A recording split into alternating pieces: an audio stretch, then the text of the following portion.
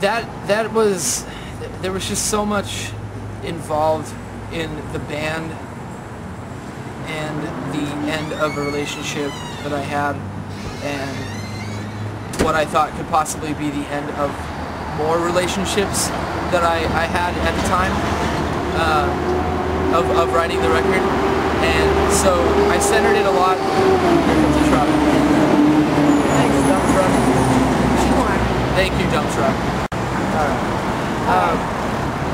So, you know, I wanted to vent because the way that I look at it is the last record, there was a lot of hope that wasn't as ambiguous as I had hoped it would be. It was very kind of like on the face of like just kind of out there for people to look at and get. On this record, there's a lot of hope in the record, but it's more ambiguous than the last record. And the last record was kind of an upper, whereas this one, the music, I wanted to be like the up, and the lyrical content, I wanted to be the down. Whereas the last record, the music was the down, and the lyrics were the up. So, you know, I kind of felt that I wanted to show, or display a different side of who I am and write about some deep stuff. And a lot of people are like, this relationship is about a relationship, and it is, but it's not. A lot of it is metaphors for my life, and you know, when I say stuff about, you know, when I say he or she or you, a lot of it's just brought back to me. I'm more so writing about myself in the third person, so it's kind of fun. It was fun for me to do, and it definitely displays a different side of us, a more kind of pissed off, angry side. So very cool. And then we have some fan questions. Okay. So Mitch wants to know, what have you been working on to switch up your live show? And he's heard that you got a specific lighting guy. Yep. Mitch has done his research. We hired the 9 Inch Nails lighting designer, the LD for 9 Inch Nails, who's been working with 9 Inch Nails for a very long time. We played with them in Japan, and we got to stand at the soundboard at one of the shows that we played with them at the Summer Sonic Festival, and he came up to us. He was like, "Yo, I really like your band and all this stuff," and we're like, "We really like your light show. Design something for us." He was like, "I'd love to work for you guys, or design something for you." And so we stayed in contact with him, and it just so happened that we got lucky enough for him to design our show. So the light show is automatically going to be sick, which, Mitch, you need to see for your own self. But we switched up the set a little bit. We switched up a couple songs. We're not doing the typical, things that we've done over the past 2 years with, songs like "You're Not Alone" and "Voices," and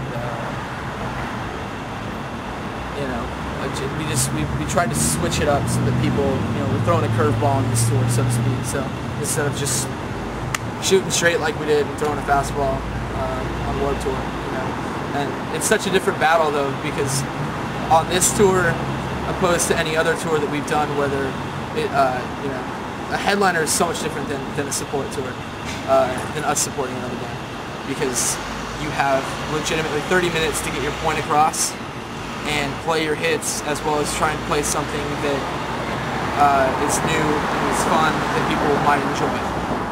And even that is so hit or miss. So on this tour, we're like, you know what, screw it, this is for us, and if you like it, cool. But we're giving the fans a bunch of songs that they're going to like, and we're going to try out some new stuff that hopefully it crosses over and people get it. There's a lot of we're switching it up, Mitch. So come out and see us.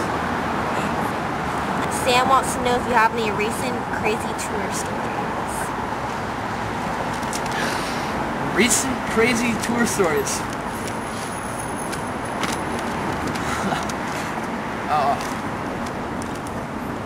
I was thinking about this one. We... I can't tell that one. We had this, we just did this promo tour. And on the promo tour, Alex had a lot of downtime because he wasn't playing drums, he was just going and hanging out. So Alex likes to party and bring the party, and because we had so much downtime, the party started a little bit earlier than normal. So by the end of the night, where he would typically be in full party mode, he was feeling good.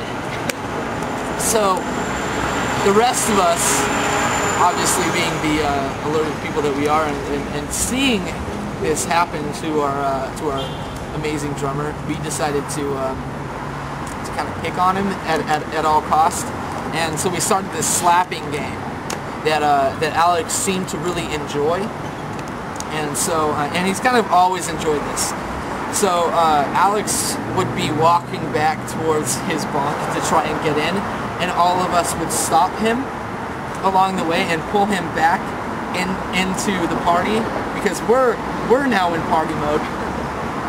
And so we'd pull him back into the front lounge of our bus, and you know, we would just do funny things, like we'd slap him, he'd have his shirt off, and at one night, like Chris took a bottle of lotion that he had because they had just gotten tattoos, and so he was trying to get it on Alex's tattoo, but Alex was being kind of a baby about it, because, you know, he's like, it hurts, whatever. So Alex has no shirt on, and Chris goes like, and like squirts all this stuff all over him, and of course me having my phone on me, I'm like, picture. Definitely took a picture of it. It's hilarious. I have to ask his permission to put it out, but it's just funny. Like, you know, it's just silly, goofy little times like that.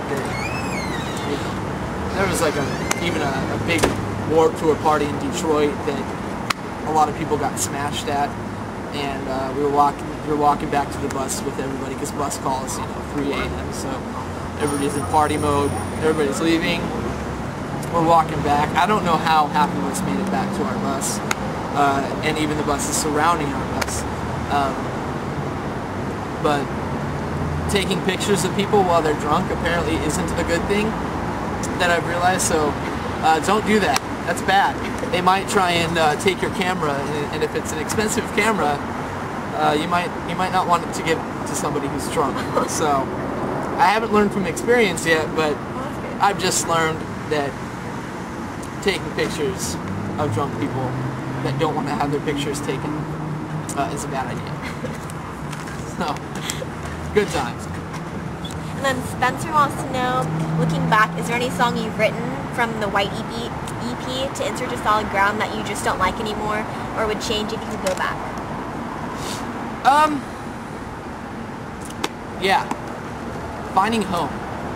We haven't played Finding Home yet, ever. Actually, that's a lie.